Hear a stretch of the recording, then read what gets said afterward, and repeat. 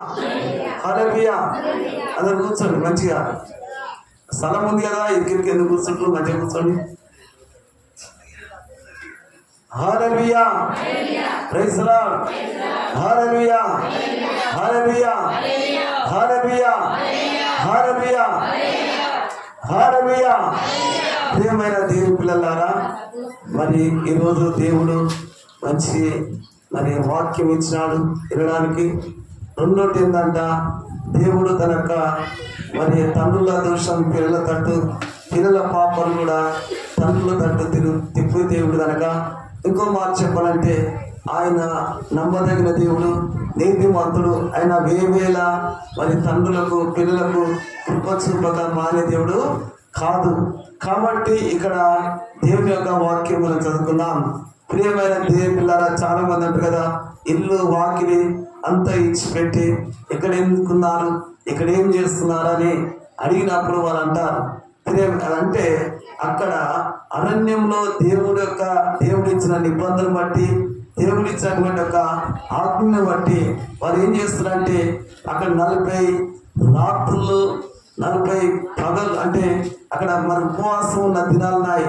40 సంవత్సరాల దేవుడు అరణ్యంలో తన ప్రజలు నడిపించినప్పుడు అక్కడ వాళ్ళు వేసుకున్న వారి యొక్క గుడారాలు, ఒక మాట చెప్పాలంటే వాళ్ళకు బాత్రూమ్ లేవు. అప్పుడు వాళ్ళకు బెడ్ మంచాలు లేవు. అరణ్యం లేవునేమ్మా, బెడ్ మంచాలు బాత్రూమ్లు ఉన్నాయి వాళ్ళకు అన్ని ఉన్నాయి. కానీ ఆ దినంలో వాళ్ళకి ఏమి 40 సంవత్సరాలు అరణ్యంలో వాళ్ళు తిరుగుతున్నప్పుడు, అప్పుడు అలాగా ఆ ప్రయాణం చేస్తున్నప్పుడు సడన్ గా అక్కడ ఏమైందంటే ఒక మేఘము అది కదిలినది. ఆ మేఘం కదిలినప్పుడు వాళ్ళు ఏమంటున్నారు పితరులు, మేఘం కదిలినది, మనం ప్రయాణం చేయాలి, దబా కానివ్వండి అని చెప్పి ఆ నాటబడిన మేఘలు కూడా అవి ఉడబీక్కొని అక్కడ ఉన్న గుడారాలన్నీ అక్కడ ఉడబీకి అక్కడ కట్టి వారు ఏం చేసేవారంటే ఆ మేఘం కదిలినప్పుడు అది వెళ్తున్నప్పుడు వీరేం చేసేది, ఆ మేఘం చూసుకుంటా వెళ్ళేవారు. అంటే దేవుడు ప్రియమైన దేవుడా, మేఘంలో నుండి దేవుడు మాట్లాడతాడు. ఆ మేఘం ఉంచి దేవుడు మన దగ్గరికి వస్తాడు. ఏ మేఘము? ప్రేమ దేవుని యొక్క మేఘం. అంటే దేవుడు ఏముంచినాడు తన ప్రజలకు, ఆయన నిబంధన చేసిన ప్రజలకు ఏముంచంటే రాత్రి అగ్ని స్తంభం, పగలేముంచినమ్మా మేఘ స్తంభం ఇచ్చాడు.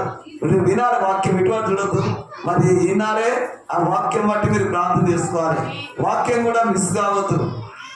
కాబట్టి ప్రార్థన ప్రియమైన దేవుడా మనం చేసుకోవాలి. దాన్ని బట్టి ఇక్కడ మేఘం కదిలినప్పుడంట ఇక్కడ పెద్దలు ఏమంటున్నారు, మీరున్న గుడాల మనకు అక్కడ ఉన్నటువంటి మేఘలన్నీ ఉడవేకండి, అక్కడ ఒక నీళ్ళని మత పెట్టి మేఘం కలుగుతున్నది అని చెప్పి ఆ మేఘము వాళ్ళు చూసుకుంటే ప్రయాణం చేస్తున్నారు.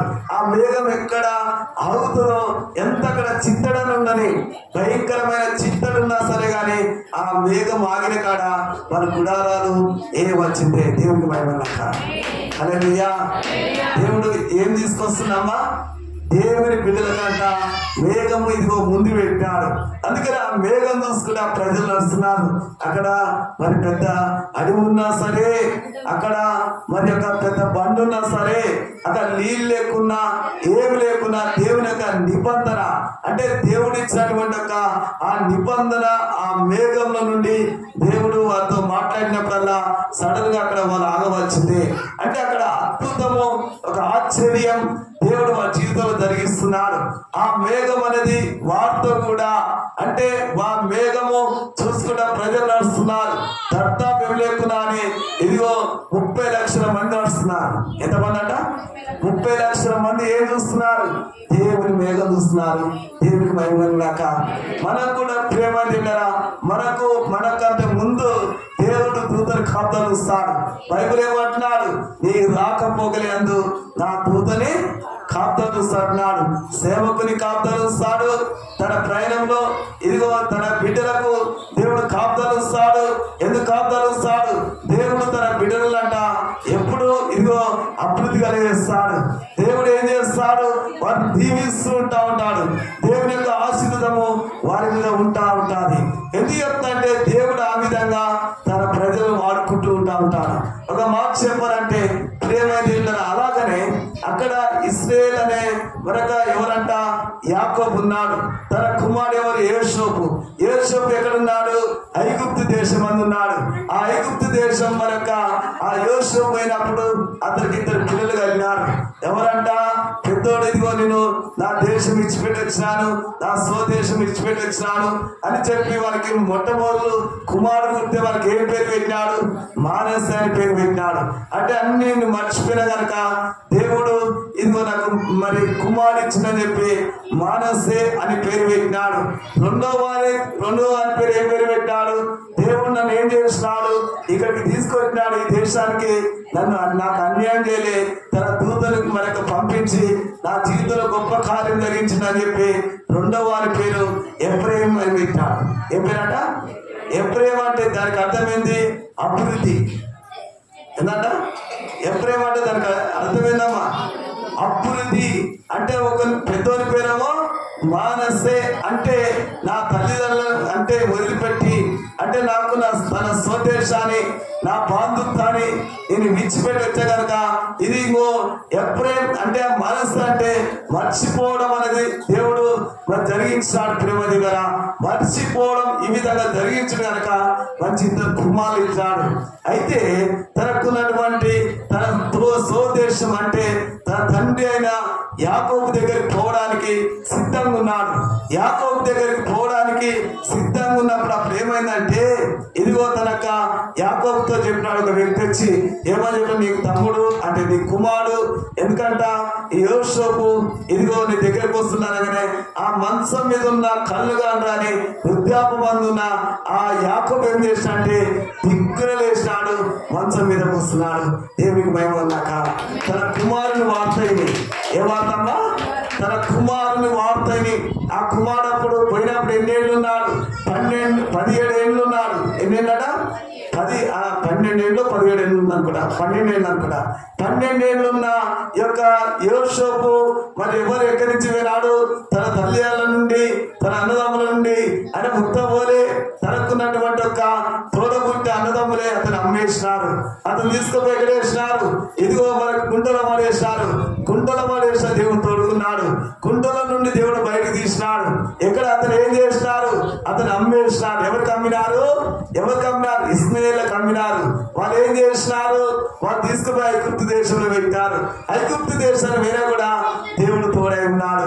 జైల్లో పడేసిన దేవుడు తోడే ఉన్నాడు. ఇట్లా యోసేపుని దేవుడు కాపాడి రక్షించి మళ్ళీ ఎక్కడ తీసుకొచ్చినాడు? తన స్వదేశం అనగా తన తండ్రి దగ్గర తీసుకొచ్చినాడు. తండ్రి ఇదిగో తన కుమారుని వార్త విన్నాడు. ఎవరి వార్తమ్మా? చాలా రోజులు కదా కుమార్చులగా అని చెప్పి తన కుమారుని వార్త ఎప్పుడు? యాకోబు వృద్ధాపమందు కళ్ళు కాందాక మందగిలిగి అంటే కళ్ళు పోయినాయి కదా, ఆ మాట విన క్షణమే దిగ్గున లేచినాడు, మంచం మీద కూర్చున్నాడు. గంట సభలో దేవుని నామమున హల్లెలూయా హల్లెలూయా హల్లెలూయా హల్లెలూయా. అప్పుడు ప్రియమైన దేవుని పిల్లరా యోసేపు ఏం చేసినాడు? తన 2 కుమారులు కదా మానసే ఎఫ్రాయిం. మా నాన్న బ్రతుకున్నప్పుడే మా పిల్లలను దీవించాలి, మా నాన్న బ్రతుకున్నప్పుడే మా పిల్లల్ని ఆశీర్వదించాలి. మా నాన్న ఎటువంటి వాడు? దేవునికి లోబడిన వాడు. దేవుని ఆత్మ అతను ఉన్నది, దేవుని వాగ్దానం ఉన్నది. దేవుడు అతను నడిపించినాడు. దేవుని ద్వారా అతను మా నాన్న ద్వారా దేవుడు ఎన్నో గొప్ప గొప్ప కార్యాలు జరిగించాడు కనుక మా నాయన మా పిల్లలని ఆశీర్వదించాలి. ఎటువంటి నాయన? తాగుబోతు నాయన కాదు, బీరి బాటలు పట్టుకునే నాయన కాదు, ఇవో చేత సిగరెట్ పట్టుకునే నాయన కాదు, ఏంటంట బూతు మాట, చెడ్డ మాట, చెడ్డల మాటలు మాట్లాడే నాయన కాదు. ఇది ఎవరంట? దేవుని యొక్క చిత్తాన్ని ఎరిగిన వాడు, దేవుని యొక్క దృష్టిలో ఉన్నవాడు. దేవుడు ఇదిగో తనకు పోయే అడుగులు ఏం చేసినాడు? దేవుడు దీవించాడు. తనకున్న మందని దేవుడు ఆశీర్వదించినాడు. దేవుడు విస్తారమైన ఆస్తిని ఇదిగో మరి గొర్రెలు ఇచ్చినాడు. ఇదిగో విస్తారమైన కాతులు ఇచ్చాడు, పనివాళ్ళు ఇచ్చాడు. గొప్ప ధనవంతులుగా చేశాడు మా నాయనని. చేసిన వాడు ఎవరంట? పరలోకమన్న దేవుడు మా నాన్నతో మాట్లాడినాడు. అతను పండుకున్నప్పుడు దేవుడు ఏం చేసినాడు? యాకోబు నువ్వు పండుకునే స్థలం ఇదిగో ఇదిగో నువ్వు భయపడుచున్నావే, ఆకాశం భూమికి నిచ్చెన ఉంది కదా, నువ్వేమనుకుంటున్నావు? పరలోక ద్వారాలు నీ కొరకు తెచ్చుకున్నాను, పరలోక ద్వారాలు నీ కుటుంబంలో తెచ్చుకున్నాను. గనక నువ్వు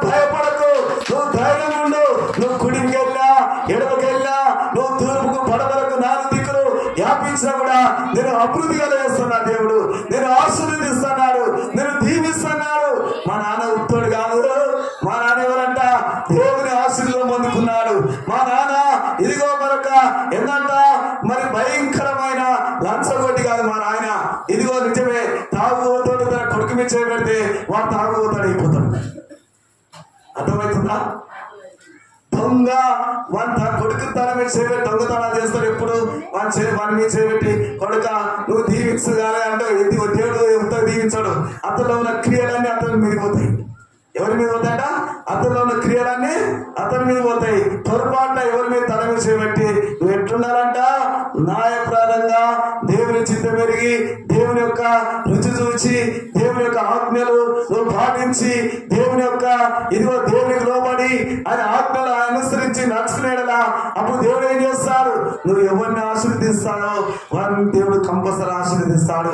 నువ్వు ఎవరిని దీవిస్తావో దేవుడు కంపల్సరీ దీవిస్తాడు. నా ప్రియమైన దేవుని పిల్లారా, ఇక్కడ మరి యోసేపు ఏం చేస్తున్నాడు?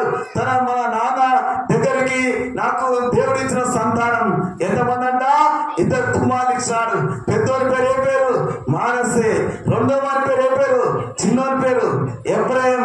వీళ్ళిద్దరు తీసుకుపోయి మా నాన్న చేత వృద్ధాపమందుడు కదా మరణ పడకలకు వచ్చినాడు. ఎట్లా భయంకరంగా ఇదిగో కళ్ళు కాండ్రావు, ఇదిగో కళ్ళు చీకటి మందగిల్లాయి, ఎవరు చూడలేకపోతాడు మా నాన్న అని చెప్పి ఇదిగో యోసేపు తన 2 కుమారులు తీసుకుపోయి ఇదిగో ఆ యాకోబు దగ్గర తీసుకెళ్ళినప్పుడు యాకోబు అంటున్నాడు, నాన్న వచ్చినవా నాన్న? నాన్న వచ్చినవా యోసేపు అంటే ఇతడేమంటాడు యోసేపు, నాన్న నేనే కాదు నాతో పాటు నాకు ఇచ్చిన దేవుడు 2 కుమారులు వారిని దగ్గర తీసుకొని వచ్చాను. దేవునికి మహిమ నాక. హల్లెలూయా, హల్లెలూయా, హల్లెలూయా. ఏమంటాడమ్మా? 2 కుమారులని తీసుకొని వచ్చాను కాబట్టి నానా వీళ్ళిద్దరిని ఆశీర్వదించు నానా అని మాట్లాడుతున్నాడు. ఏమంటున్నాడు? ఇద్దరిని ఆశీర్వదించు నానా. అరే పెద్దోడా మనసే తాత దగ్గర పోరా, మరి చిన్నోడా ఎఫ్రాయిం తాత దగ్గర పో. తాత ఏం చేస్తాడు? మిమ్మల్ని ఆశీర్వదిస్తాడు. తాత దగ్గర ఏమున్నాయి? ఇదిగో పరలోకపు దేవుడు, పరలోక ద్వారాన్ని చూపెట్టే దేవుడు, పరలోక దర్శనము ఇదిగో కనుగొన్నటువంటి ఒక ఇదిగో తాత ఎవరంటే యాకోబు. అందుగురించి అతడు నేను దీవించబోతున్నాడు, మిమ్మల్ని ఆశీర్వదిస్తాడు, మీ తాత దగ్గర అని చెప్పి అక్కడ యోసేపు ఏం చేశాడంటే ఆ మానసే ఎఫ్రాయిం వారిద్దరిని తీసుకొని ఎక్కడికి వచ్చినంటే తన తండ్రి దగ్గర తీసుకొచ్చాడు. తన తండ్రి దగ్గర తీసుకొచ్చినప్పుడు నానా ఇంకో వీరే నా కుమారులు ఇలా ఆశీర్వదించు నాయన అని చెప్పనగానే సరే అని చెప్పి దగ్గర తీసుకొచ్చినప్పుడు ఏం చేసినంటే ప్రియమరిందరా వీని పేరు ఏం పేరంట చెప్పండి. వీని పేరు పేరు మానసే. కుడి వైపు ఉన్నాడు మానసే, మరి ఎడమ వైపు ఉన్నాడు ఎఫ్రాయిం. వీళ్ళిద్దరు ఉన్నారు కదా, 2 కుమారులు కదా. నన్ను ఆశ్రయించాడగానే మరి ఇక్కడ మానసే వచ్చినాడు, ఎఫ్రాయిం వచ్చాడు. ఏం చేసినాడు? ఈ యాకోబు దగ్గరికి రాగానే కళ్ళు కాంటారు కదా, అప్పుడు ఏం చేసినాడంటే ఇదిగో 2 చేతులు తీసినాడు. ఇట్లా మరొక మానసే మీద కుడి చేయి మరొక పెట్టడానికి ప్రయత్నం చేసినాడు. ఎడమ చేయి ఇక్కడ మరి ఏంటంట ఈ యొక్క ఎఫ్రాయిం మీద పెట్టడానికి ప్రయత్నం చేసిన ఆ యాకోబు ఏం చేసినా అంటే ఇదిగో కళ్ళు కాంటారు కదా, ఇదిగో ఎడమ చేయమో పెద్దలు అయిపోయింది, కుడి చేయమో చిన్నలు అయిపోయింది. పోయినప్పుడు ఏమంటాడు ఈ యొక్క యోసేపు అట్లా కాదే ఇది పెద్దోడే. నాకు తెలుసురా, నువ్వు పెద్ద మాట్లాడుతున్నావు, నాకు అన్ని తెలుసు. ఏమంటాడమ్మా? నాకు అన్ని తెలుసు. అట్లాగా నానా అసలు మన ఆయన ఎందుకు పెడుతున్నాడు? ఇట్లా చెప్పు. పెద్దోడో వీడా, చిన్నోడో ఈడా. మరి మీరు అసలు నేను చెప్తుంటే మా నాన్నకి ఇట్లా అసలు ఎందుకు ఇట్లా పెడుతున్నాడు? తెచ్చి పెడుతుండా తెలివిగా పెడుతుండా అన్నట్టు కాస్త ఆలోచిస్తున్నాడు. ఆలోచిస్తుంటే యాకోబు ఏమన్నాడు? నాకు అన్ని తెలుసు అంతీరా. అట్లగా నాను నీ కళ్ళుగా అట్లగా నాను ఇటు పెద్ద ఉన్నాను, ఇది మీద చేయించాలని చెయ్యి తీసి ఇక్కడ పట్టబోతున్నాడు. లేదే ఇదిగో వీడు మానసే, వీడు ఎఫ్రాయిం అనగా వీడు ఎప్పుడు అభివృద్ధి ఉంటుంది. హల్లెలూయా, hallelujah, hallelujah, praise the lord, హల్లెలూయా.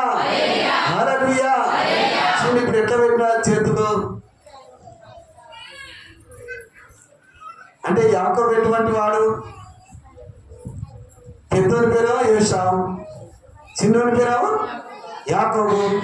చిన్నోడు మరి గొప్పవాడైనా పెద్దోడైనా గట్ట అది తరతరాల నుంచి వస్తుందన్న. ఎక్కడి నుంచి వస్తాట? ఎక్కడి నుంచి అంట? ఇప్పుడు పెద్దోని పేరు ఎవరంట? యేషావు. ప్రభుదాస్ పెద్దోని పేరు ఏమి? మరి యొక్క చిన్నోని పేరు ఏమి? యాకోబు. మరి యాకోబు దగ్గర ఎవరు తీసుకొచ్చాడు? యేషావు కుమారులను తీసుకొని వచ్చాడు. ఇతడేమంటున్నాడు? పెద్దోడు మానసే, రెండో వాని పేరు ఎఫ్రాయిం. ఎఫ్రాయిం మీద మరి చేయబడి పెట్టమన్నాడు, ఎరుపు చేయబెట్టమని యోసేపు అంటున్నాడు. లేలే, ఇదిగో ఇతనికి అన్ని తెలుసు కనుక దేవుడు ఎవరిని ఏ విధంగా పైకి తీసుకురావాలో ఆయనకు తెలుసు కనుక, దేవుడికి తెలుసు కనుక, పరలోక ద్వారానే దేవుడితో చూపెట్టిన కనుక నాదో ఇతడేమంటాడు? తండ్రి ఏమంటాడు? యోసేపు నాదో, ఓ నాదా అట్లా నాదో గిట్ల నాదాలే, హే నాకు తెలుసు తీరా ఊరికే అంటున్నారా, నాకు తెలుసు, ఓ నాదో అట్లయితే ఎట్లా నాదో అంటే నిజమేరా, వీడు చిన్నోడ నాకు తెలుసు కాబట్టి వీడు అభివృద్ధి, ఇది పెద్దోడని నాకు తెలుసు కాబట్టి ఈ మానసే, ఇదిగో వీడు ఇంతే కానీ ఈ పెద్దోడి కంటే చిన్నోడు బహు ధనవంతుడు కాబోతున్నాడు. అంటే ఇప్పుడు ఎక్కడ ఏమవుతున్నాయి? తారుమారు అవుతున్నాయి. ఏమవుతాడా?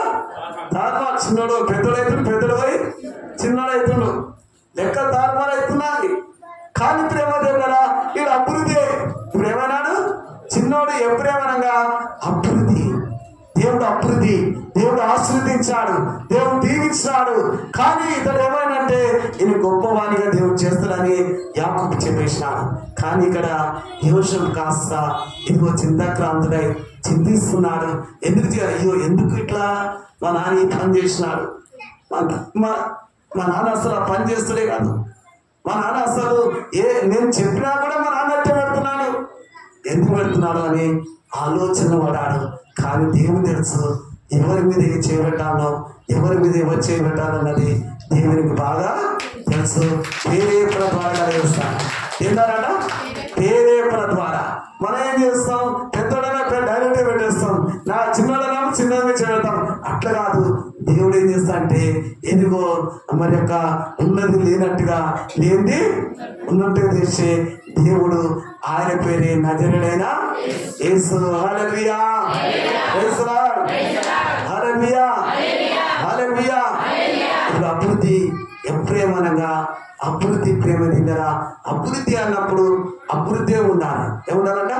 అభివృద్ధి. ఇట్లా దేవుడు ఎప్పుడు ఇతని ఆశీర్వదించాడో అభివృద్ధిగా అనగా ఈ దీపం పడుతున్నాడు పోయే ప్రతి స్థలంలో ఎలా ఉండాలంట? అభివృద్ధి అని ఉండాలి. ఎప్పుడైనా ఎలా ఉండాలి?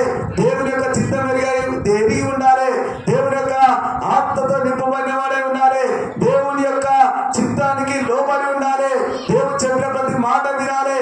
అప్పుడు విన్నప్పుడే ఆశీర్వాదం అనేది ఇంకా అతని మీద దేవుడు కుమ్మరిస్తా ఉంటాడు. ఆ చిన్నవాని మీద, ఆ ఎఫ్రాయిము మీద ఎప్పుడు దేవుడు మనక యాకోబు అస్తమించినాడు, దేవుని హస్తము ఆ చిన్నవాని మీద ఉంచినప్పుడు ఇతడు ఎలా ఉండాలంట? బలంగా ఉండాలి. ఇతడు ఎలా ఉండాలంట? అభివృద్ధితో ఉండాలి. ఎటు ఉండాలంట? అభివృద్ధి. ఇదిగో ఆత్మలో ఎలా ఉండాలంటే ఇదిగో జయం కలగజేసుకోవాలి.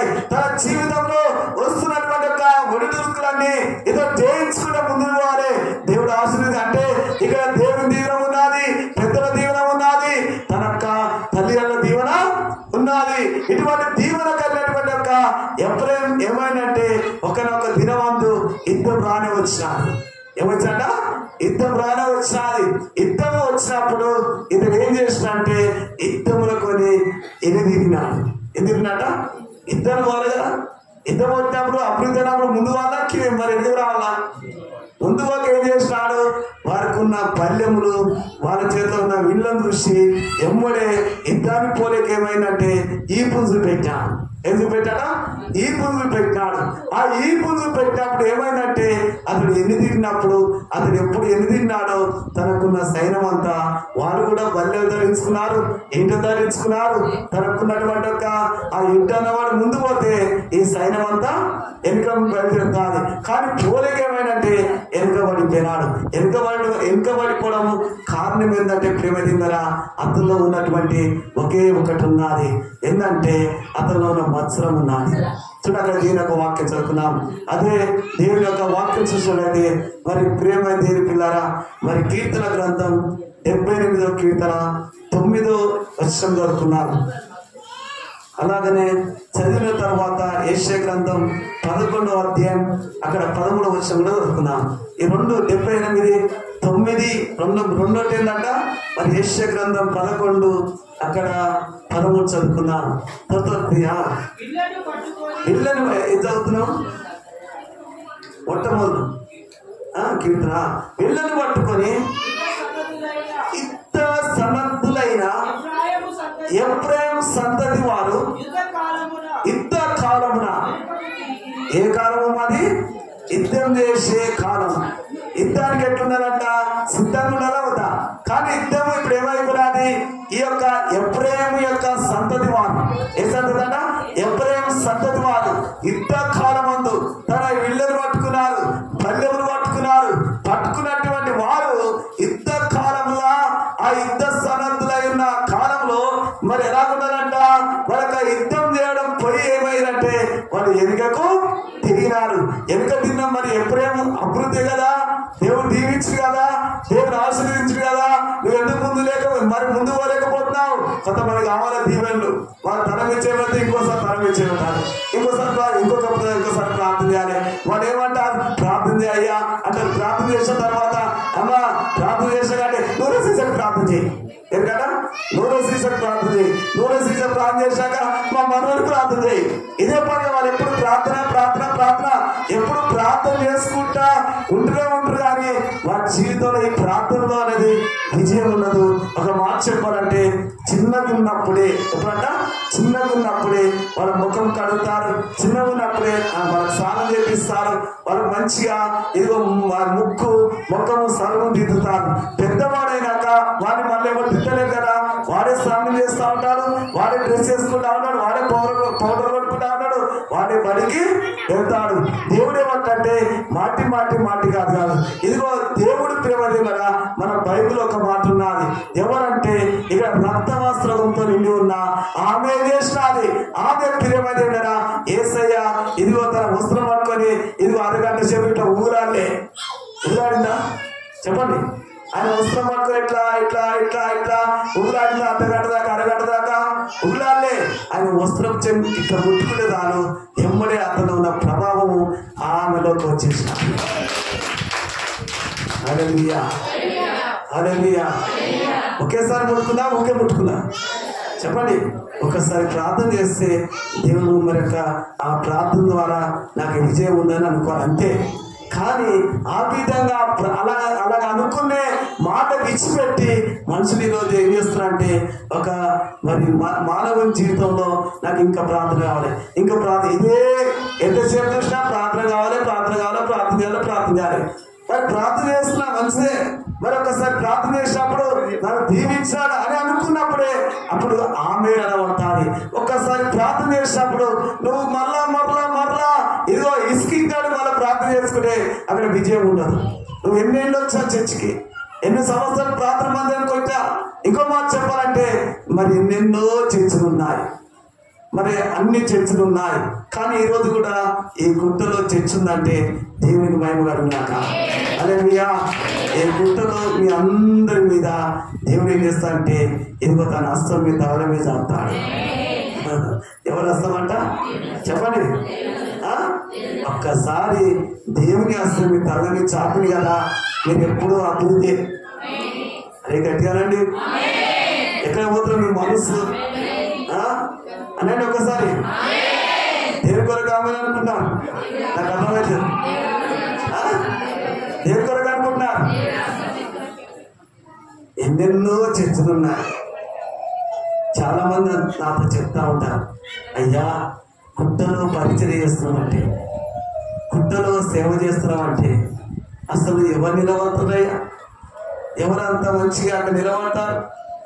కానీ ఇక్కడ నిలబడే వాక్యం చెప్పి ఈ విధంగా నడిపిస్తున్నామంటే దేవుని కృప. అంటే నేనేమనంటే ఎక్కడ పాపం ఉంటుందో దేవుని కృప అక్కడ ఉంటుందని అన్నా. దేవుని భయమన్నాక ఎక్కడ పాపం ఉంటుందో అక్కడ ఏముంటుంది? దేవుని కృప ఉంటుంది. ప్రేమ దేవుని పిల్లరా, దేవుని ఆశీర్వాదం నీకు ఎప్పుడు అభివృద్ధి, నువ్వు ఎప్పుడు ఫలిస్తూనే ఉంటావు, నీ కుటుంబం ఫలిస్తూనే ఉండాలి, నువ్వు అభివృద్ధి చెందుతూనే ఉంటావు. ఇక్కడ ప్రేమ తెలిపినారా? ఇక ధన్య విషయం ఏంటంటే మాటికి ఇంకో మాట చెప్పాలంటే ముంజలు ఉంటాయి కదా, ముంజకు మూడు ముంజలు ఉంటాయి దాంట్లో. ఏముంటాయమ్మా? 3 ముంజలు. కొంతమందికి అర్థం కాదు. ఎన్ని ముంజలట? 3 ముంజలు. ఇంకో చిన్న ముంజ ఉంటుంది. ఏంటంట అది వంకర మూతి ముంజ. ఏముందట? వంకర మూతి ముంజకు 2 ఉంటాయి, 2 ముంజలు ఉంటాయి. అర్థమవుతుందా? మనిషికి ఎన్ని ఉన్నాయి? ఎన్ని మెదడులు ఉన్నాయి మనకు? చెప్పండి. 2 ఉన్నాయా? ఎన్ని మెదడులు ఉన్నాయి?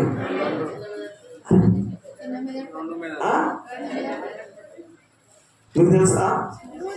చెప్పండి. విన్నారా? ఓ చిన్న మెదడు ఉంటుందంట. మీరే అంటారు పెద్ద మెదడు ఎక్కడ ఉంటుందా, చిన్న మెదడు ఎక్కడ ఉంటుంది? చూపెట్టి మరి నేను నేర్చుకుంటా.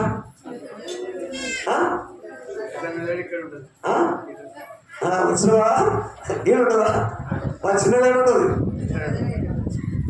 డాక్టర్ చూపెట్టిండా అనే వాటినవా? సరే, 2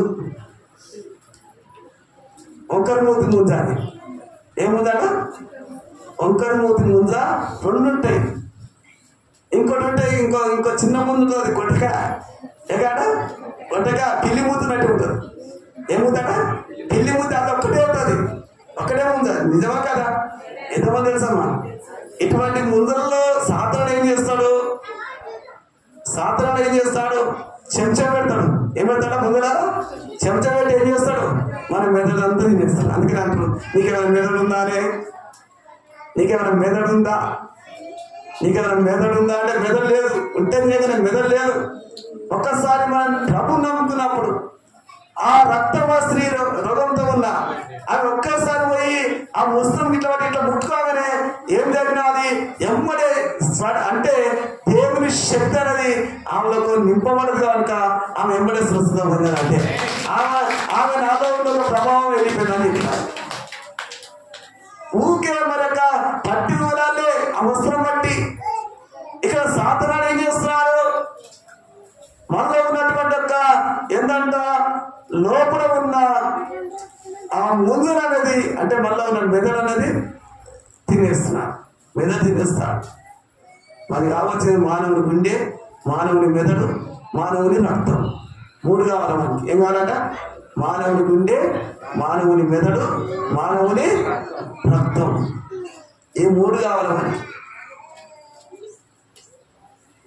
ఇక్కడ ముంజలు తిన్నది అనుకుంటే ఎంతమంది ఉన్నారు? నేను కూడా తిన్నా. ప్రభుత్వ నువ్వు తినవా? సూర్యాపేటకే ఉన్నాయా తాడిచెట్లు? ఉన్నాయా? ఓ మా పాస్టర్ మా దగ్గర మొత్తం తాడిచెట్లే. అక్కడ ముందర తింటప్పుడు అంట ఎంతమంది తెలుసు చెప్పండి? ఈ ఏరియాలో మరొక పెరిగిన వాళ్ళకైతే ముందుగా తినరా. ఆ ముందర ఎట్లా తినాలో నాకే తెలియదు. చెప్పిన కదా. ఒకరోజు ఏం చేసినాను, పాస్టమ్మ నాకు వివాహం అయింది కదా, పాస్టమ్మ వరకు వస్తున్నానే నేను అత్తగారింటికి. ఇప్పుడు అది 30 ఏళ్ళ కింద, 20 ఏళ్ళ కింద. ప్రభుత్వ చెప్పినాడా? అప్పుడు సైకిల్ తొక్కొస్తుంది, కానీ బండి నడపరా. సరే అని చెప్పి అప్పుడు తీసుకెళ్ళినప్పుడు అన్ని ముందులో ఉంటాయి అక్కడ. అయితే వారు ఏం చేశారంటే, మా పాస్టర్ అన్నదమ్ముందరూ 3, వాళ్ళ నాన్న, వాళ్ళ బాబాయ్, ఇంకా ఇంకొక బాబాయ్, అందరూ ఒక 6-7 మంది. వారు ఏమంటారు అంటే, మరి కొత్త నుంచి అల్లుడు వచ్చింది కదా, అల్లుడికి ముంజగాలి కొట్టిద్దామని చెప్పారు. ఏం కొట్టిస్తామని? ముంజగాలి కొట్టిస్తామన్నప్పుడు మరి నన్ను అడిగినారు, ముంజ తింటావా అంటే నేను అన్నాను బాగానే ఉంటాడు, బాగుంటాయి అంటే సరే అని చెప్పి అక్కడికి వెళ్ళినప్పుడు వాళ్ళు ఏం చేసినారు, కొత్తలు ఉంటాయి కదా, అది ధరలు పట్టుకుని టక వెళ్ళేసి అది వీళ్ళ అది 2 అన్న పైకెక్కేసినాడు. తప్ప ఎన్ని 7-8 గొర్రెలు కొట్టేసాడు. అన్ని కింద పడాయి. కానీ వాళ్ళు ఏం చేసినారు, ముందు చుట్టూ కూర్చున్నారు. కూర్చొని వాళ్ళు ఏం చేస్తున్నారు, ఒక్కొక్క ముందే కొట్టుకొని వాళ్ళు తింటా ఉంటారు. నేనేం చేస్తున్నా, చూస్తూ ఉంటున్నా. ఏం చేస్తాం, వాళ్ళు ఏం చేసినారు, ఎందుకంటే అల్లుడు అని చెప్పి మరి ఇంకో రెండో మా ఏం చేసినంటే మా పాస్టర్ వాళ్ళ తమ్ముడు వాళ్ళ నాయన వాళ్ళ తమ్ముడు కదా. అయితే ఒక ముందు కొట్టి చూస్తున్నా కదా, నాకు ఇచ్చిన తినేయ అంటే ఆ ముందు నాకే తినొస్తుంది. తినరాదు కదా, తినరాకుంటే వాళ్ళు 7-8 ముందు తింటే నేను ఒక్కడి కూడా తింటే. వాళ్ళు ఎంత పౌరుషంతో గుడ్లు మెట్టుకెత్తి తింటున్నారు. ఆ తింటున్నప్పుడు నన్ను తినయ్యా అంటారు. నేను ఎట్లా తినాలా, నేను ఎట్లా తినాలా, ఎర్రా చూపిస్తారని చెప్పి వాళ్ళు ఏం చేస్తున్నారు, వాళ్ళు ఈ ఏలు పెట్టి తింటుంది నాకెవరిక, ఈ ఏలు పెట్టారు, ముందు పెట్టారు, తిరుగుతున్నారు. నేనేం చేస్తా, ఈ ఏలు పెట్టా, ఈ ఏలు పెట్టి తింటాను. తింటారు అమ్మా,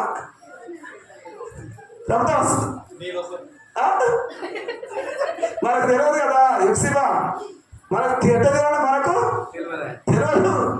వాడేం పెట్టినాడు, ఈ ఏలు పెట్టేశాడు. ఏనాడ ఈ ఏలు పెట్టి ఈ ఏలు ఈ ముంద లోపల ఒకరే తింటున్నారు. నన్నేం చేస్తున్నారు, నువ్వు తిన నాకు ఇస్తే పేరు నాది. చూస్తుండగా 7 గొర్రెలు కథ చేశాను. నేను అందులో 3 తిన్నా. ఈ ఏలు పెట్టి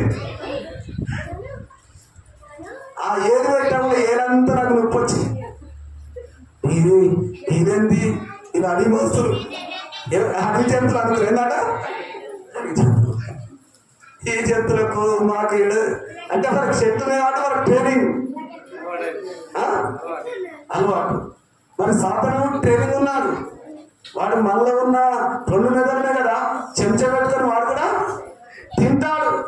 అందుకనే ప్రేమ తిన్నారా, ఈ విధంగా వాక్యం ఏమనిపిస్తుందంటే సాతానుడు ఇక్కడ అభివృద్ధి ఎప్పుడేం వాళ్ళు ఎందుకు ఎంతమంటున్నారు, వాళ్ళు సరైన ఎదుగుదల అనేది ఆత్మలో ముందువలేక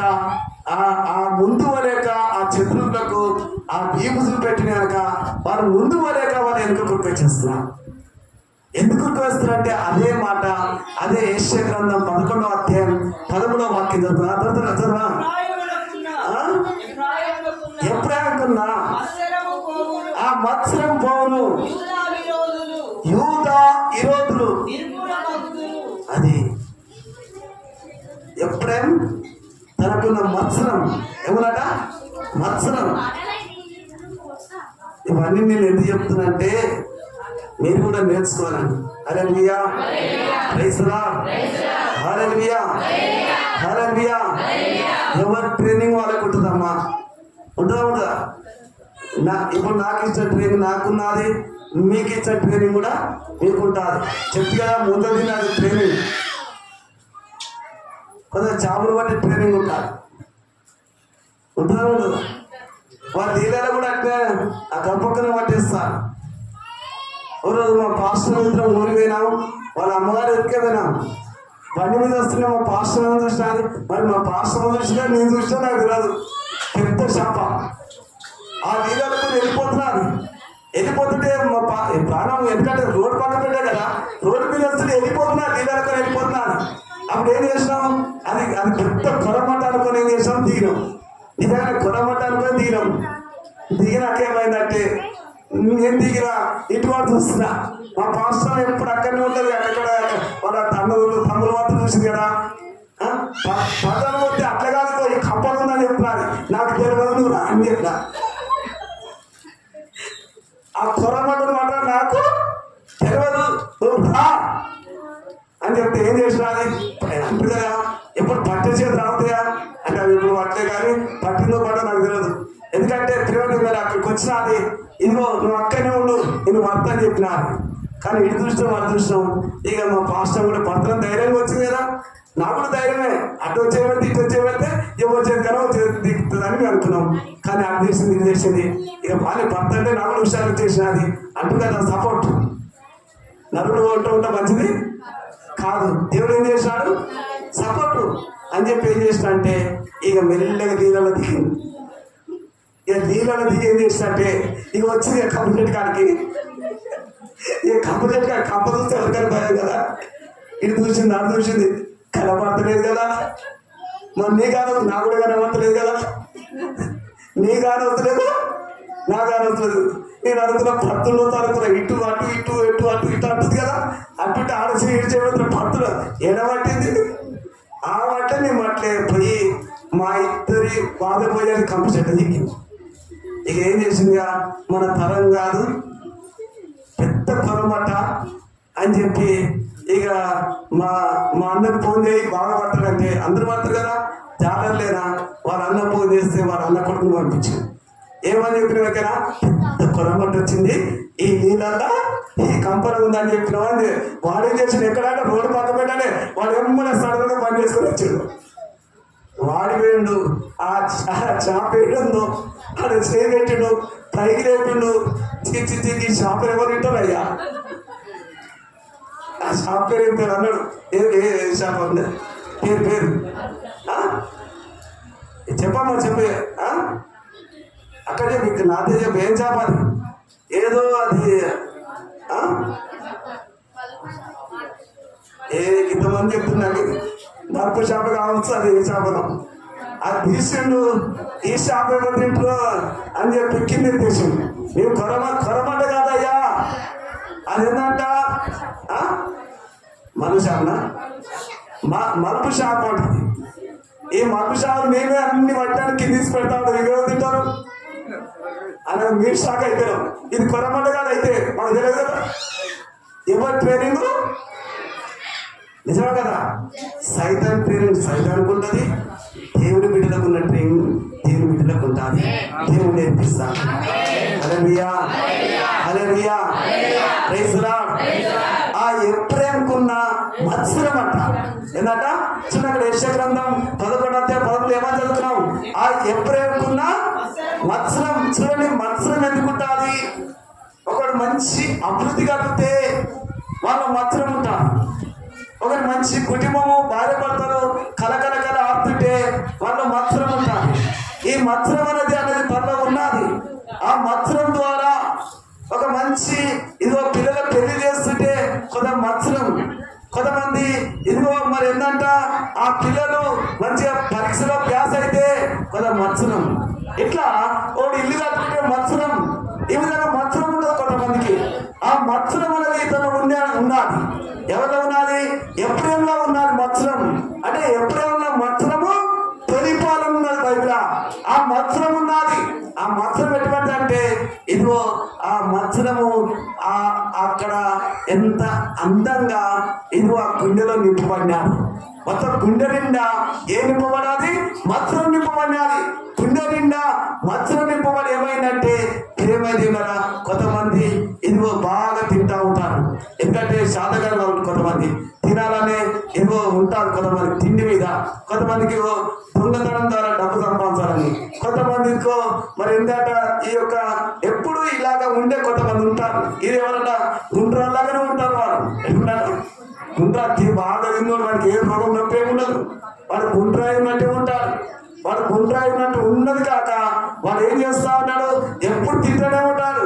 ఎప్పుడు ఇక వాడికి లోకం చుట్టూ ఈ యొక్క పాపం చుట్టూ ఇదే మత్సరం పెట్టుకొని తిరుగుతా ఉంటాడు. వాడు ఎవడంట ఈ మత్సరం ఉంటాడు లోపల. ఏమిటంట మత్సరం ఎక్కడ ఉంటుంది? ఆ గుండె మొత్తము తిప్పబడి ఉంటుంది.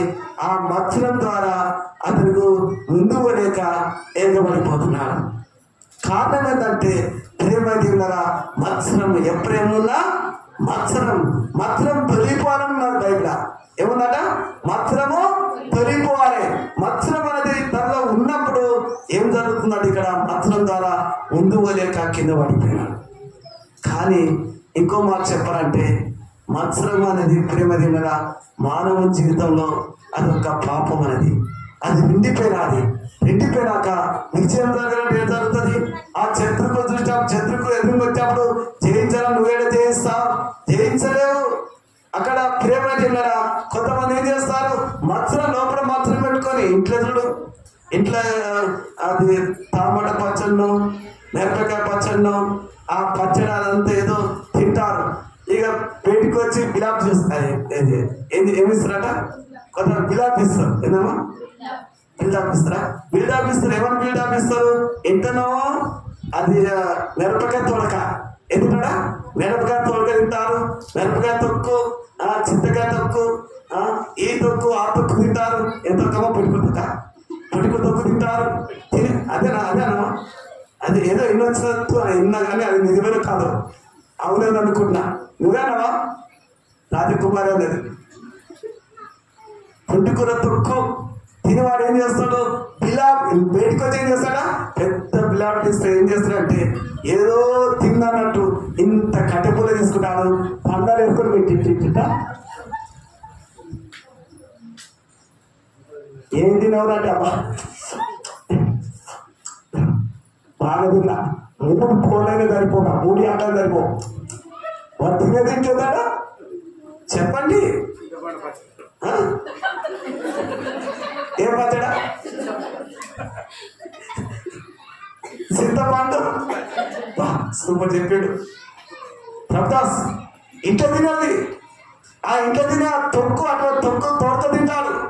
మళ్ళీ వీడు పెద్ద నేను ఏదో ఇంట్లో తిన్నట్టు కడుపు నిండా తిన్నట్టు ఏం చేస్తాడు? ఏదో ఆ ఇంట్లో ఉన్న పుల్ల ఆ పుల్ల తీసుకొని పళ్ళలు వేసుకున్నాడు. ఏదో ఇరికినట్టు బయట తీస్తాడు. బా ఇట్లా ఉండాలరా అని అంటాడు. ఇట్లా అనేం చేస్తాడు? ఓ 3 ఆటల కోసం వెళ్ళిపోరా, 4 తీరా 5 తినట్టు ఇంట్లో ఏం తినడు కానీ బయట అయితే విడాపిస్తాడు. వీడు మత్సరం. వాడు మంచి భక్తుడే ఓర్వడు. దేవుని బిడ్డలు చూడండి, దేవుని బిడ్డలు కూడా వేరే వాళ్ళు మంచి భక్తుంటే ఓర్వరు, వేరే వాళ్ళు మంచి వ్యాపారం చేసుకుంటుంటే ఓర్వరు. కొంతమంది ఉంటారు అట్లా. ఆ ఉండినప్పుడు అక్కడ గుండెలో ఇప్పుడు ఏమి నింపబడి ఉన్నది? మత్సరం ఉన్నది. ఏమన్నాడ? మత్సరం ఉంది కదా. మత్సరం ఉంటేనే కదా మాట బయలుదేరుతుంది. మత్సరం పట్టే కదా మనసులో ఆ మాట. ఆ మత్సరం పట్టే ఎక్కడ గుండె మొత్తం నింపబడి ఉన్నది. దానిలో మొత్తం ఆ మత్సరం నింపబడి ఉన్న ఆ ఎఫ్రేం దేవుని అభివృద్ధి, దేవుని యొక్క ఆశీర్వాదము, దేవుని యొక్క దీవెనలు ఉన్న యొక్క ఎఫ్రేం ఏమైపోయినంటే ఆ యుద్ధ కాలం ముందు ఆ ముందుకెళ్ళే ఆ ఎఫ్రేము తనతో పాటు ఇదిగో శత్రువులకు ఇదిగో వెన్నుసులు పెట్టి వెనుకబడిన కారణం ఏంటంటే మత్సరం ద్వారా. ఏంటారట? మత్సరం ఉంటే దేవుని యొక్క అద్భుత కార్యాలు చేయలేము. మత్సరం ఉంటే ఒకరి మీద మనం మత్సరం ఎందుకు అందరా? అది ఎంత అందంగా ఉంటుందో మత్సరం లోపల. ఎక్కడంట ఎంత అందంగా ఆ లోపల ఆ మత్సరం అనేది ఉంటారు చూడండి కదా. ఆ ఎబ్రహం ఉన్న మత్సరము తెలియపూర్గా అక్కడే బైబిల్ ఉన్నది. ఒకసారి మీరు చదవచ్చు అన్నమాట. మరొకసారి ఎబ్రహము ఆ ఎబ్రహంకున్న మత్సరము పోవును. ఎవరికి ఉన్న మత్సరం అంట? ఆ ఎబ్రహం ఉన్న మత్సరము అది పోవును అంటున్నాడు.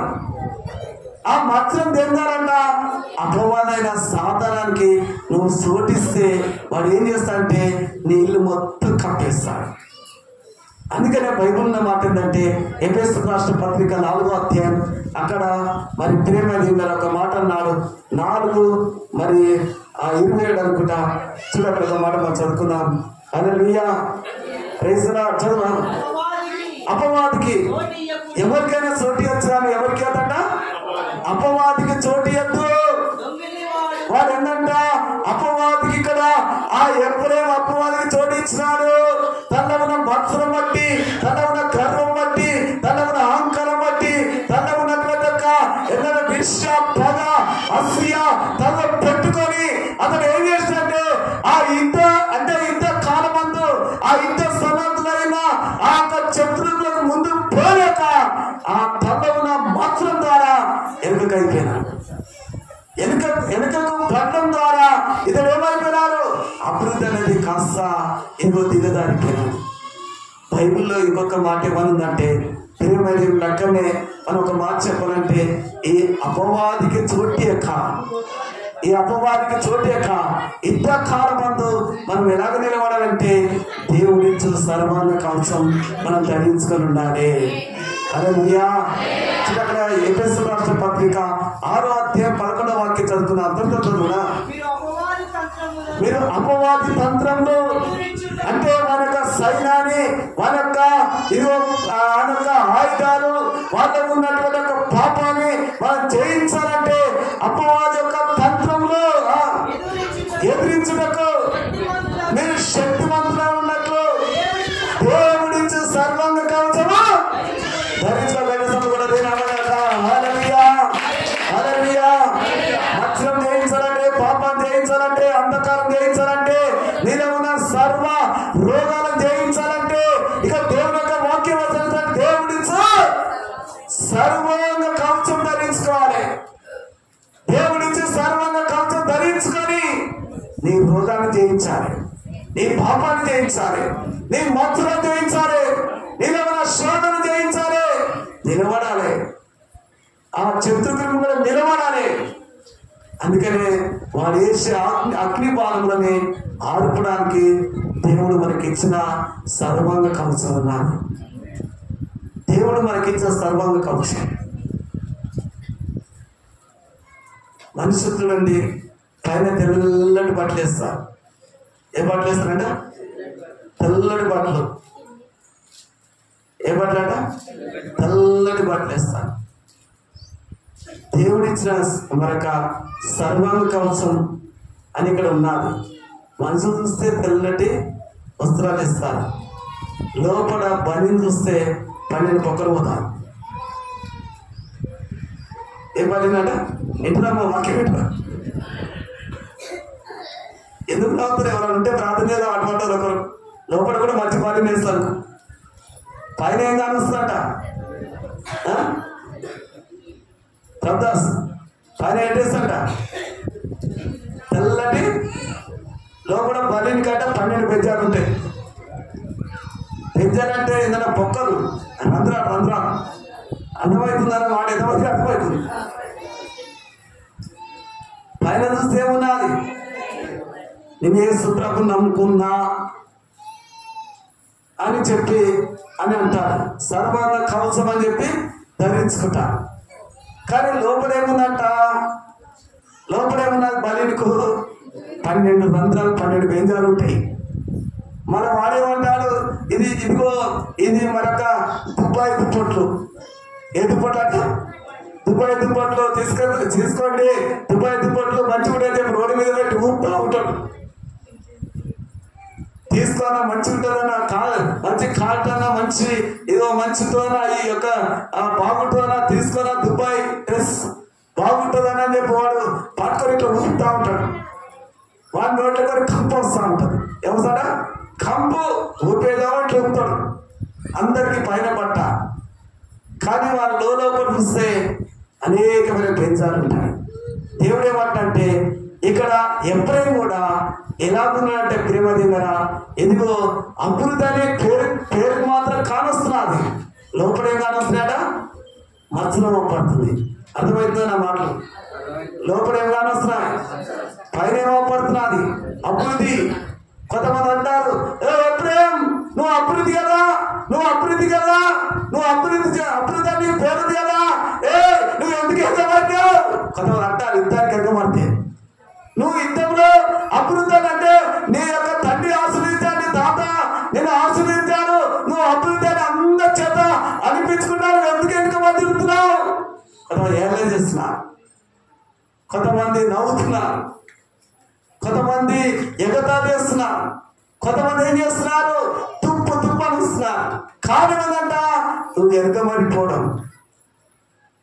దేవుడు నీకు ఒక యుద్ధం ఇచ్చినప్పుడు, దేవుడు నీకు ఒక శోధన ఇచ్చినప్పుడు, దేవుడు నీకు ఒక పరీక్ష ఇచ్చినప్పుడు నువ్వు ఎలాగున్నారంటే ఆ శోధించబడినప్పుడే నువ్వు సువర్ణంగా మారుతావు.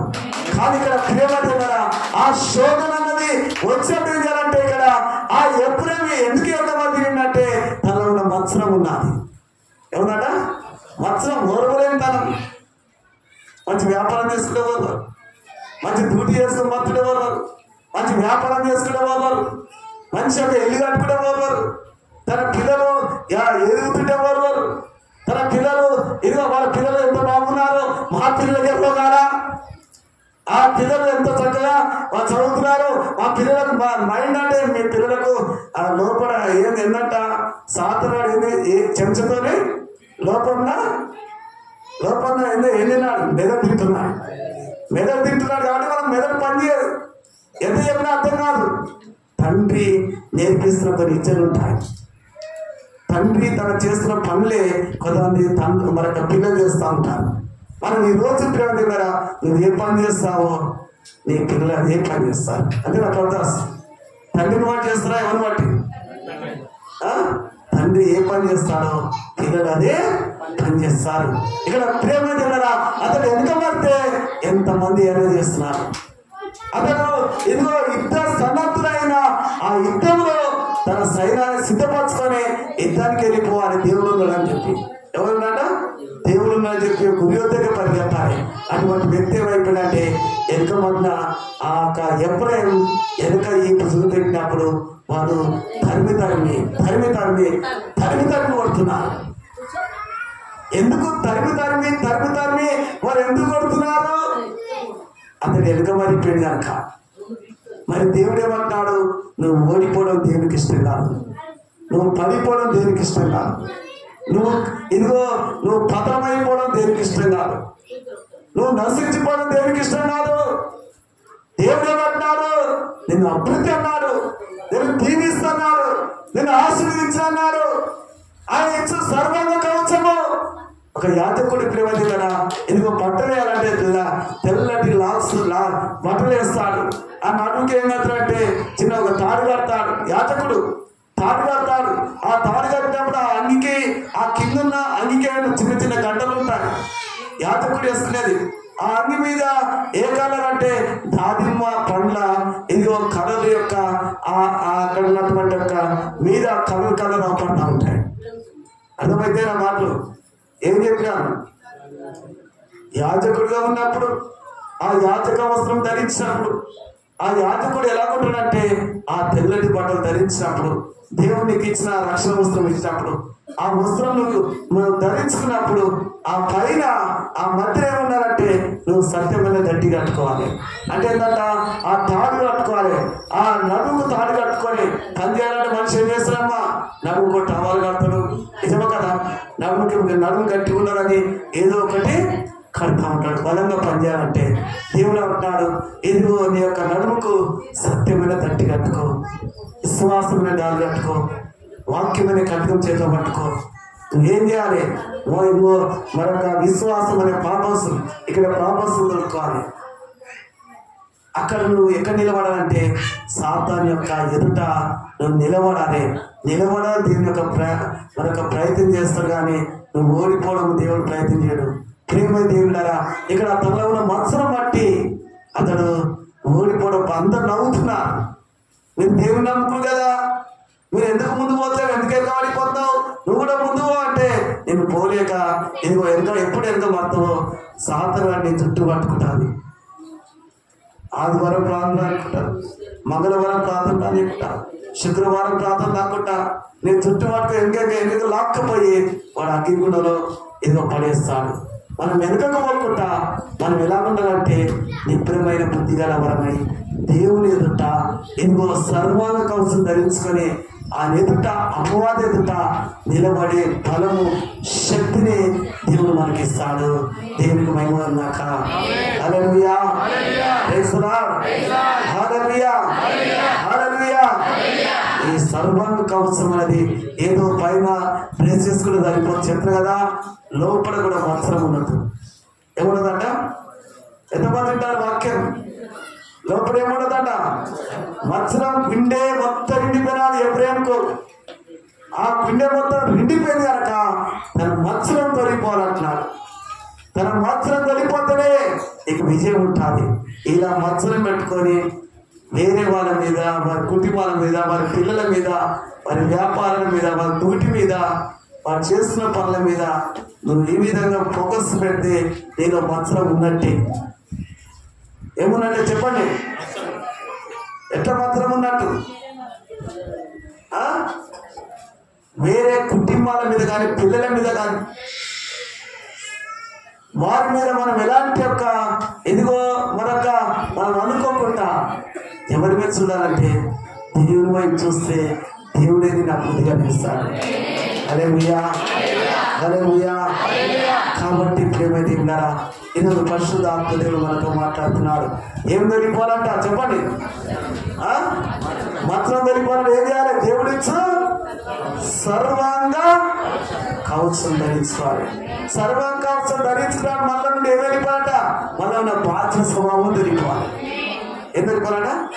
పాత్ర స్వభావం మాలిన్యం ఉంటుంది. ఈ పాత్ర స్వభావం తొలిపోతనే, ఆ మంత్రం తొలిపోతనే దేవుడు ఇచ్చిన రక్షణ కవచము నువ్వు ధరించిన దానివైతావు, ధరించిన వాడవైతావు. ఇట్లా ప్రేమ తిన్నారా, ఆయన ఇచ్చిన సర్వాంగ కవచం ధరించాలంటే పాత్ర స్వభావం వెళ్ళిపోవాలి, మంత్రం ధరిపోవాలి, మన ఉన్న గర్వం ధరిపోవాలి, అహంకారం ధరిపోవాలి, మన ఉన్నటువంటి మనకు ఇంకేందంట పాపం అనే ఆలోచనలన్నీ తొలిపోవాలి. ఏ సినిమా చుట్టూ మంత్రం పెట్టుకొని సినిమా చుట్టూ తిరుగుతారు చెప్తారా? ఆ రోడ్ల మీద తిరుగుతూ ఉంటారు కదా, హోటల్ పైన తిరుగుతూ ఉంటారు మంత్రం పెట్టుకొని. కొంత ఇంటికాడ ఉండే బుద్ధి అది ఎప్పుడు రోడ్ల పైన తిరుగుతూ ఉంటారు. కొంతమందిగా ఆ అరుగుల మీద కూర్చుంటా ఉంటారు. ఇంటికాడ ఉండదు మంచరం కదా, మంచరం. ఈ విధంగా ప్రేమ దేవుడరా, ఈరోజు పరిశుద్ధ ఆత్మదేవుడు మనతో మాట్లాడుతున్న మాట ఏంటంటే, ఎబ్రాయికి ఏముందంటే మంచరం ఉండాలి.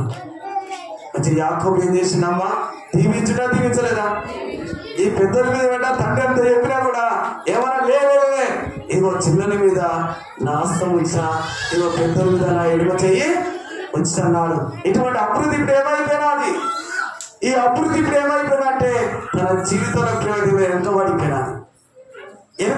వెనుకబడిపోవడం కారణం ఏంటంటే తనలో ఉన్న మత్సరం చూసి, తనలో ఉన్న గర్వాన్ని చూసి కరువిష్ట అయిపోయినాడు, పాపిష్ట అయిపోయినాడు, దోషి అయిపోయినాడు. ఒక మాట చెప్పాలంటే భయంకరమైన ఇదిగో మరొక దేవుని బిడ్డలకు వ్యతిరేకంగా అయిపోయినాడు మత్సరం ద్వారా.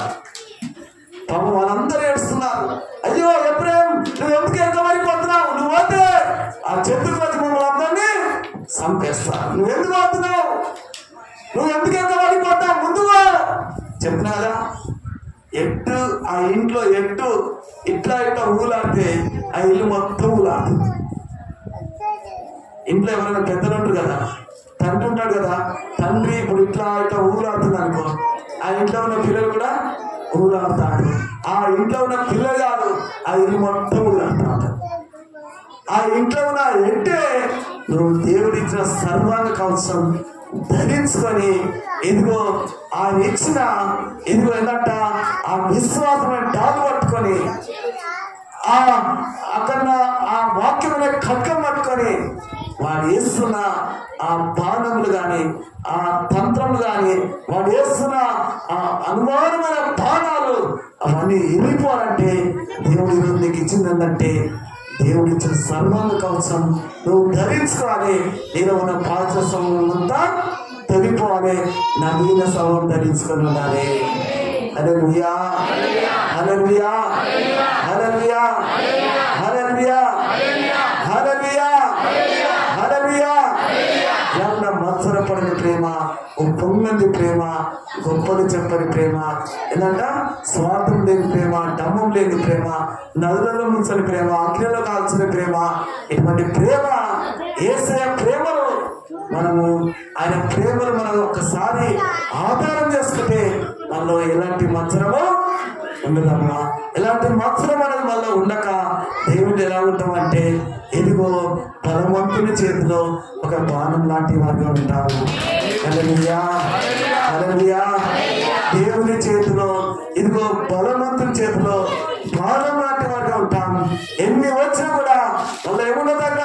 మత్సరం ఉండదు. ఏముండదట? మన గుండె హీమము కంటే ఎప్పుడు తెల్లగా ఉండాలి. ప్రభు చూస్తాను లోపల ఎందుకు చూస్తాడ చెప్తే పైన వస్త్రాల లోపల ఆ 12 బెంగాల్ పేదలు పక్కన పెట్టుకున్న ఆ పని చేస్తాడు. అటువంటి మనసు ఉండొద్దు. పైన చూస్తుగా లోపల ఏమున్నాయి చెప్పండి, లోపల ఏమున్నాయి? లోపల లోపలేమున్నాయి? పెంజాలున్నాయి, రంధ్రాలున్నాయి. అవన్నీ దేవుడు చూస్తాడు. మనసులో పై రూపం చూస్తాడు, దేవుడేమో లోపల చూస్తాడు. మరి ఈ యొక్క సైన్యం ఏం చూస్తున్నారు? ఇక్కడ ఎఫ్రాయిం వైపు చూస్తున్నారు, ఎఫ్రాయిం అభివృద్ధి వైపు చూస్తున్నారు. మరి దేవుడు ఏం చూస్తున్నాడు? ఎఫ్రాయింలో ఉన్న మచ్చలను చూస్తున్నాడు. అర్థమైతే నా మాటలు ఎంతమందికి అర్థమైతే?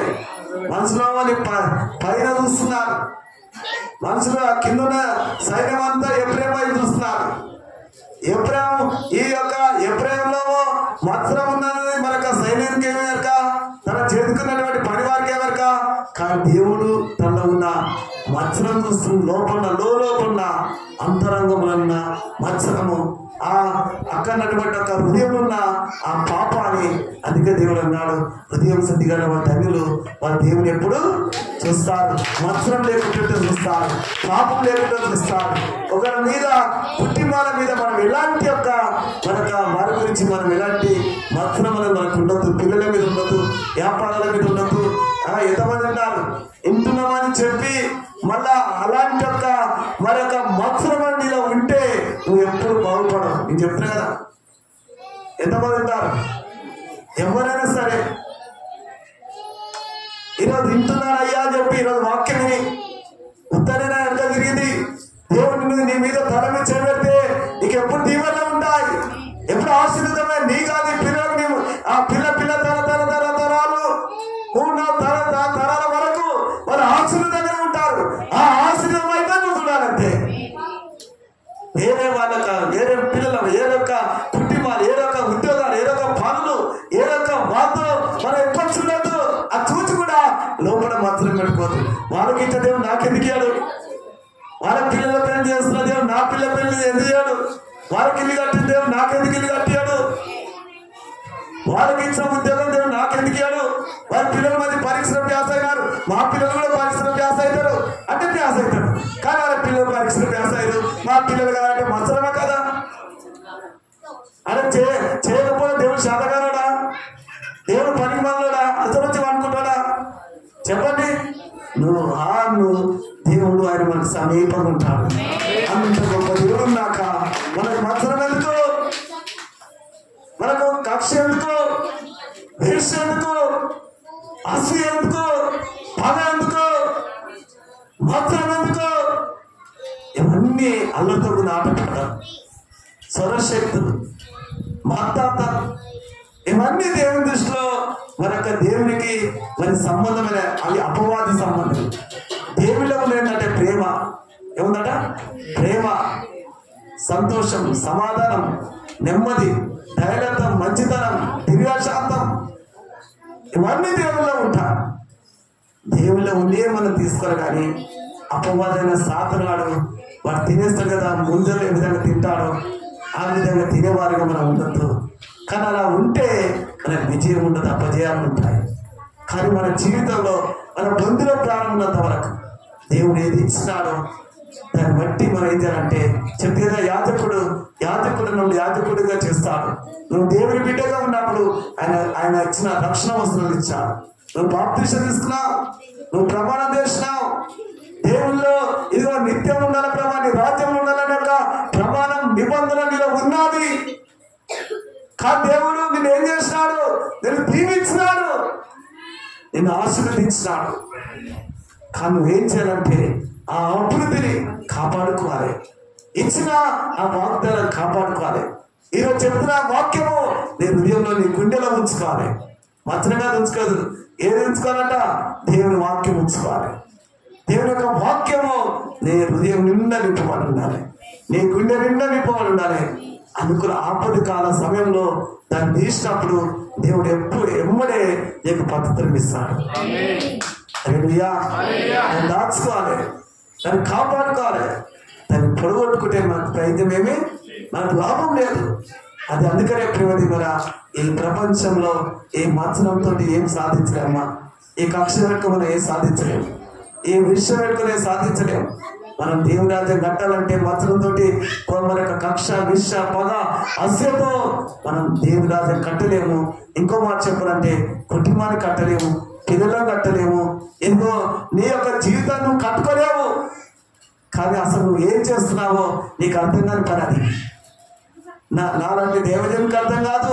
నువ్వేం చేస్తున్నావో నీకు అర్థం కాని పని. కారణం ఏంటంట, నీలో ఉన్న మెదడు సైతం నాడు చెంచతో తింటున్నాడు.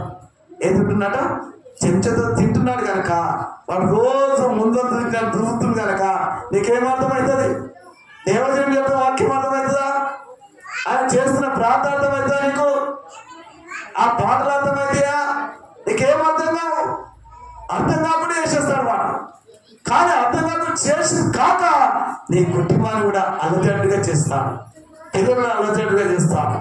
కాబట్టి మనం ఏం చేయాలంటే, ఇక్కడ బైబిల్లో మాట ఏంటంటే, దేవుడు నిన్ను ఆశీర్వదించినప్పుడు, దేవుడు నిన్ను దీవించినప్పుడు నువ్వు ఎప్పుడు దీవెనకరంగానే ఉంటావు. అదే నీకు కావాల్సిన ప్రాముఖ్యమైనది. నువ్వు 30 దాకా నువ్వు ఫలించాలని, నువ్వు అభివృద్ధి చేయాలని దేవుడు ఇక్కడ నేను అభివృద్ధి కలగడానికే దేవుడు ఇక్కడ వచ్చింది. కానీ నిన్ను ఎదుగో తీసుకుపోయి పాతాళంలో పడేస్తా, నిన్ను తీసుకురాలి. కానీ నువ్వేం చేయాలంటే, ఏదో మత్సరం ఏముందట, ఆ మత్సరం ఏం కావాలంటే తొలిగిపోవాలి. ఏం కావాలని చెప్పండి, ఏం కావాలి చూడండి. అక్కడ అదే దేవుని యొక్క వాక్యం చదువుకుందాం. మరి రోమిల రాష్ట్ర పత్రిక ఒక మాట చదువుకో, మనం ముగించుకుందాం. 12వ అధ్యాయం అక్కడ 12 రోమిల రాష్ట్ర పత్రిక 13 మనము చదువు. లేకుంటే మార్కు సువార్త 2వ అధ్యాయం 22 ఒక మాట చదువు. అక్కడ ఏమని ఉంటుందంటే, మార్కు సువార్త 2:22 అక్కడ అంటే అక్కడ ఏమనుందంటే, ఎవడైనా కొత్త తిత్తులో పాత రసము పోయాడు కదా. ఎవడును ఏ తిత్తట? పాత తిత్తులలో కొత్త ద్రాక్షరసం పోయాడు, పోసాడు, అది పడిపోతుంది. అంటే అవి ఏమైతే అంటే పీల్చుంటే పడిపోతాయి అన్నట్టు. ఎవడైనా పాత తిత్తులలో కొత్త రసము పోయాడు. అర్థమవుతుంది అన్నమాట. ఎంతమందికి అర్థమవుతుంది చెప్పండి? పాత తిత్తులలో కొత్త ద్రాక్షరసము పోయాడు. పోసినా కూడా ఆ తిత్తులు ఏమైతాయి? అంటే అక్కడ పగిలిపోతాయి అన్నట్టు. అవి అంటే ఎందుకు పగిలిపోతాయి? లోపల మత్సరం ఉంది కాబట్టి, పాపం ఉంది కాబట్టి, పాత్ర స్వభావం ఉంది కాబట్టి. నువ్వు ఎంత పోసినా అది పగిలిపోతూనే ఉంటుంది. నువ్వు ఎంత వాక్యం వెళ్ళినా అది పగిలిపోతూనే ఉంటుంది. నువ్వు ఎన్నిసార్లు దేవుని మందిరం వచ్చా ఆ మత్సరం ఉంచుకొని, ఆ పాపాన్ని ఉంచుకొని నువ్వు ఏది సాధించక, నువ్వు ఎన్ని దినములు దేవుని మందిరం ఉన్నా కూడా ప్రేమ దేవులారా, నేను ఎందుకు చెప్తాంటే, ఇటువంటి మత్సరం మీద ఉండొద్దని దేవుని పేరిట మీకు ఆనబెట్టి చెప్తున్నా ఈ మాట. ఎందుకు చెప్తాంటే, పాత తిత్తులలో కొత్త ద్రాక్షరసం వస్తే అది ఆ తిత్తులు ఏమైతే అంటే అవి పిగిలిపోతాయి, పడిపోతాయి. కాబట్టి కొత్త మరొక తిత్తులలో పాత వర్షం ఏమైతుంది? అక్కడ పాత వర్షం ఏమవుతుందా? ఆ రసమును ఆ తిత్తులన్నీ చెడిపోతాయి. అయితే కొత్త ద్రాక్షరసము కొత్త తిత్తులలో పోయాలి. ఏసయ్య చెప్తున్న మాట ఇది. ఏమో చెప్తాంటే, కొత్త ద్రాక్షరసము కొత్త తిత్తులలో పోయాలి, కానీ వేరే దాంట్లో మనం మత్సరం ఉంచుకొని నువ్వు ఎన్నిసార్లు యేసు రక్తము అనుకుంటా నువ్వు తాగితే ఎక్కడ పోతుందో అది. అర్థమవుతుందా? ఎంతవరకు అర్థమవుతుంది? ఏమని? యేసు రక్తము అర్థము అనుకుంటా నువ్వు తాగినా కూడా ఏమవుతుందంటే ఆ తిత్తులు లోపల పీలిపోతాయి. మనము కొత్తగా చేసుకోవాలి.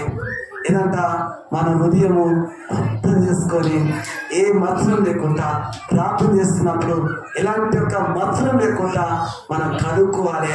నువ్వు అక్కడ పోయి ఆ కొత్త ద్రాక్ష పోసిన ఆ తిత్తి ఎలా ఉందంటే ఎప్పుడు దేవుడి కంట నూతనగానే కానొస్తాను. ఎలా కానొస్తుంది చెప్పండి? నూతన కీర్తిగా కానొస్తాను, నూతన ఎదిగో హృదయంగా కానొస్తాను, నూతన ఆత్మగా కానొస్తాను, నూతన ఇదిగో జీవితంగా కానొస్తాను. ఈరోజు ఎంతమంది వాక్యం వినాలి? మరి ఎలా వస్తారు చెప్పండి? ఎలా వస్తారు? పాత తిత్తులలో కొత్త వస్తే ఏమవుతుంది? మరి కొత్త దాంట్లో పాత పోతే ఏమవుతుంది? కాబట్టి కొత్తది అన్నప్పుడు కొత్త దాంట్నే అంటే మనం ప్రాచీన స్వభావం తీసేసుకోవాలంట, నవీన స్వభావము ధరింపచేసుకోవాలి. ఇంత వాక్యం అర్థమైందా? నిమ్మలంగా చెప్తే అర్థమైందా చెప్పిన ఎంతమంది ఏం పోయాలంట చెప్పండి. కొత్త నిబంధన ఎక్కడ పోయాలి? కడుపులో పోయాలి. ఎక్కడ పోయారట? కడుపులో. ఎక్కడ పోయారట? కడుపు కుండ. ఒక అమ్మంటారు, అయ్యా నా భర్త కడుపు కుండ అయ్యా. ఎంత ముద్ద పేరు పెట్టుకున్నా దేవుడు కుండ లేదు అన్నట్టు. దేవుడు అందరికీ కుండలు ఇచ్చినా లేదా చెప్పండి. కుండలు అంటే మీకు అర్థమవుతుందా? కడుపే కుండ. మరి అమ్మ మరి నీ భర్తను ఎందుకు అంటావు అంటే ఆమె అంటున్నది, ఎప్పుడు నా భర్త పెట్టే పెట్టి రాస్తాను నేనేది రాసుకోబుద్ధి అవుతుంది కాబట్టి రాసుకుంటాడు. తప్పేముందా అని నేను అన్నా. అంటే వాటి దగ్గర వద్ద అట్లా రాసుకుంటారు తప్పు కదా, కడుపున అట్లా రాసుకుంటా అంటే మరి అట్లా రాసుకోబుద్ధి అవుతుంది. ఆయనకు గజ్జినే వచ్చింది కదా అని అన్నా. ఏంటంట గజ్జి నాకు రాసుకుంటాడు, గజ్జి గిట్టు ఉండొచ్చు రాసుకుంటాడు, తప్పేముందా నేను అన్నా. నీ కూడా దేవుడు కనిపించింది అమ్మ, అందరికి కుండలు ఇచ్చినాడు. అందుకని ఈ కుండలలో ఏముండాలంటే కడుపు పెద్దగున్నా చిన్నగున్నా లాగున్నా ఆ కడుపు ఎట్లుండాలంటే దేవునికంట కొత్త తిండిలాగా రావాలి.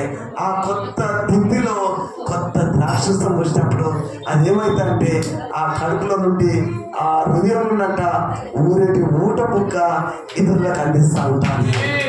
హల్లెలూయా, హల్లెలూయా, హల్లెలూయా, హల్లెలూయా. మత్సరం లేకుండా కట్టుకోవాలి. ఎట్లున్నారంట మత్సరం. మరి ఈరోజు ఎంతమంది అటువంటి మనసు ఉందో? మత్సరం పెట్టుకొని సీరియల్ దృష్టి హృదయం మత్సరం అయిపోతుందా? దేవుని వాక్యమని కూడా దేవునికి వ్యతిరేకం పాపం చేస్తున్నావా? దేవుడు అంటాడు ఎందుకు పిచ్చిది పిచ్చిది. నేను స్టేషన్ కనుపూర్లో అట్లే ఇస్తున్నాను. మా మీద పడుతున్న రాయి రోడ్ అవతల ఇస్తే పడుతుంది. ఎవరు పట్టు వాడేం చేస్తున్నారు? బండ్లు చూసుకుంటూ పోయినలో చూసుకుంటూ పోతున్నారు. ఆమెకి చూన్నోళ్ళు ఏం చేస్తారు? ఆ బండి ముంగడ పడుతున్నారు, రాయి బండి తాకుతున్నారు. ప్రేమైన దేని పిల్ల, ఒకసారి ఆలోచించండి. మన మైండ్ సాతనాడు మన ముంజల ఏంటంటే కూజు లోపల కూజు ఇక్కడ వెనుక చిన్న మెదడు అంటు కాదు, చిన్న మెదడు పెద్ద మెదడు. వాడు చెంచా పెట్టుకొని తినకుండా చూస్తున్నారు. అందుకని పిల్లలను తింటున్నారు. పిల్లలకు అర్థం కాకపోతున్నాడు. అర్థమైతే దేవుడు చెప్పినాడు. ఇలా ఎప్పుడైనా ఉన్న మత్సరము తొలిపోవాలని ప్రభు చెప్పినాం. మరి ఈరోజు ఆ మత్సరం పోతేనే కదా దేవుడు చూస్తారు, దేవుని అద్భుత కార్యం చూస్తారు. ప్రభు అటువంటి మత్సరం నాకు, నా పిల్లలకు, నా కుటుంబాల్లో అయ్యా ఉంటే తీసి అయ్యా నీసి నిలబడి దేవుని ప్రార్థన చేయి.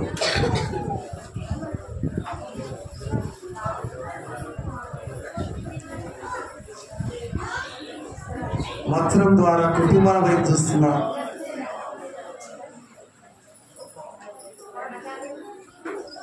మాలో ఉన్న మత్సరం నీ రక్తంలో కడగయ్యా. ఆ ఎప్రేం అప్పుడు దాని పేరు ఉన్నది, కానీ యుద్ధకాలం అంతా ఎక్కబడిపోయినాడు.